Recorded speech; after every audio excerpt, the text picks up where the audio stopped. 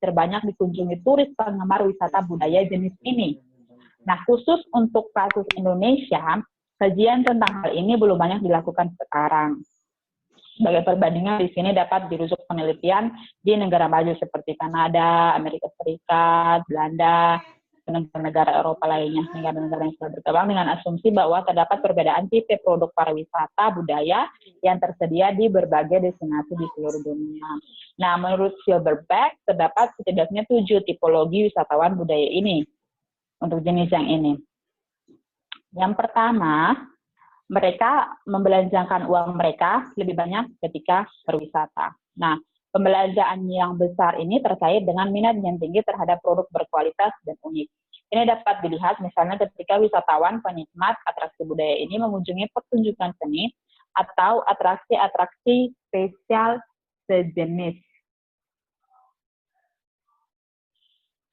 Yap. Lebih terang. Oke.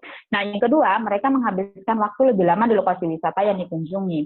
Ketertarikan pada atraksi pariwisata budaya yang unik membuat segmen pasar wisatawan ini ingin mengenal lebih khusus dan rinci objek yang dikunjungi. Nah, demikianlah misalnya mereka mengunjungi Museum Batik di Yogyakarta dan seterusnya mencari aktivitas yang memungkinkan mereka untuk belajar membatik. Jadi mereka mencari tahu latar belakang di balik kegiatan-kegiatan tersebut. Oke.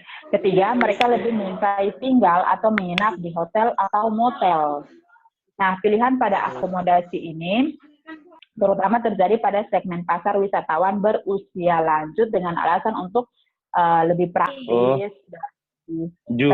Nah, yang keempat, wisatawan yang sangat menyukai kegiatan belanja atau souvenir. Nah, alasan ini dapat dijelaskan dengan logika sederhana. Secara umum, souvenir adalah representasi kehadiran dari atmosfer destinasi setelah wisatawan kembali ke daerah asal. Nah, banyak orang menganggap souvenir itu hal yang biasa-biasa saja. Ya sudah, kalau pergi ke satu tempat wisata, pulangnya kita beli ini, sudahlah, hanya sebatas itulah supaya orang tahu bahwa kita sudah pernah ke tempat tersebut. Nah, ketika wisatawan membeli souvenir, maka mereka ingin mengenang pengalaman wisatawan lebih lama. Di samping itu, souvenir dapat digunakan sebagai simbol pengalaman atau simbol status dalam pergaulan sosial. Iya, aku ke Prancis nih, bawa gantungan kunci yang ada menara Eiffel, contohnya.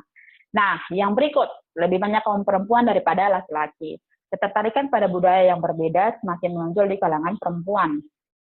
Meskipun belum banyak kajian yang spesifik tentang hal ini, namun diduga faktor kejenuhan yang cukup tinggi pada kaum perempuan akibat rutinitas pekerjaan, terutama mereka yang berstatus ibu rumah tangga yang hanya tinggal di rumah dari pagi sampai kembali pagi, kerjanya di rumah, menjadi salah satu penyebabnya. Nah, melihat sosok budaya yang berbeda dapat menjadi kanal pelepas kejenuhan tersebut. Yang ketujuh, yang terakhir, mereka cenderung berusia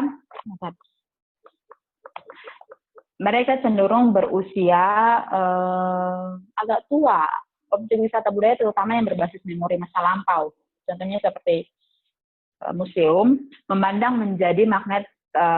memang menjadi magnet tersendiri bagi kaum usia dewasa dan tua. Bagi mereka, objek wisata tersebut bisa menjadi media untuk refleksi, bernostalgia, mengingat kembali, mengenang kembali sejarah-sejarah, dan lain sebagainya, tentang apa yang terjadi di masa lampau, khususnya ketika mereka masih muda, masih young, still fresh.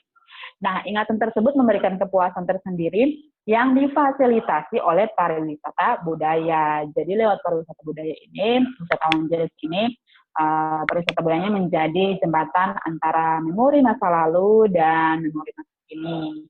Mereka mengingat kembali.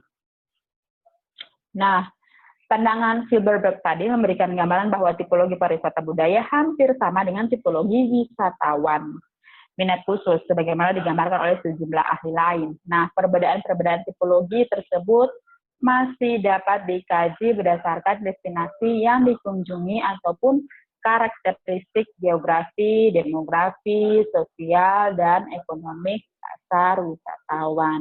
Nah, yang berikut kita akan membahas tentang isu-isu manajemen pengembangan daya tarik wisata.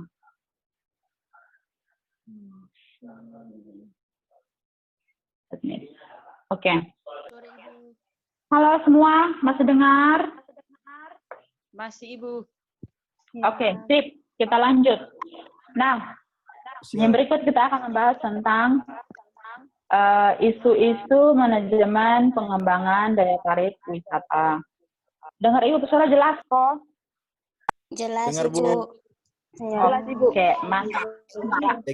Tapi agak pelan, Ibu. Oh, agak di lambat. Oke. Makanya kalau terlalu cepat kalian kasih tahu. Iya, Ibu. Oke. Nanti materinya Ibu kirim ya lengkapnya ya. Iya. Oke, siap, Ibu. Sambil minum, sambil makan.